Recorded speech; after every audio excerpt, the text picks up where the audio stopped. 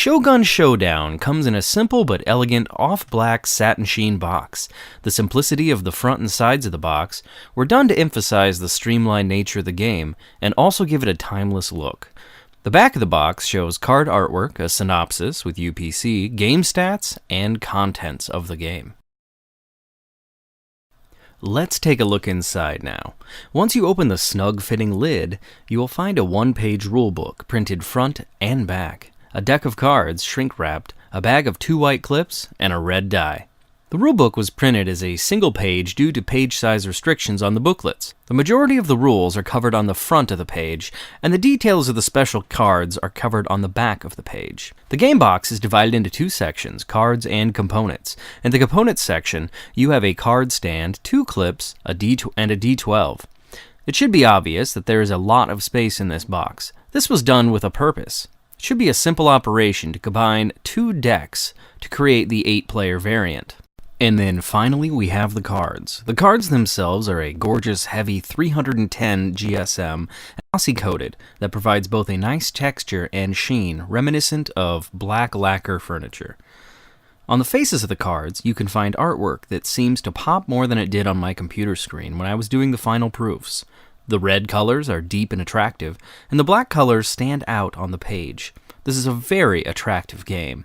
To give you a glimpse of the card art, I'll go ahead and lay them out. Well, that's all well and good, but this game is about throwing cards, isn't it? How well do these cards throw? Well, why not? Let's take a look. Here I am pitching these cards into a styrofoam block to give you an idea of how well they throw. As you can see, although I'm not the best card thrower, I was able to get a few of them to stick. So what do I think? Overall, I think it turned out very well. The only thing I would say is do not throw at an object in front of a hard wooden bookshelf. What happens is there is slight bending that occurs, but it's not so terrible. It's just that's what happens when you throw at a bookshelf, so don't do that. But overall, I think the artwork turned out amazingly well. Couldn't be happier with that. So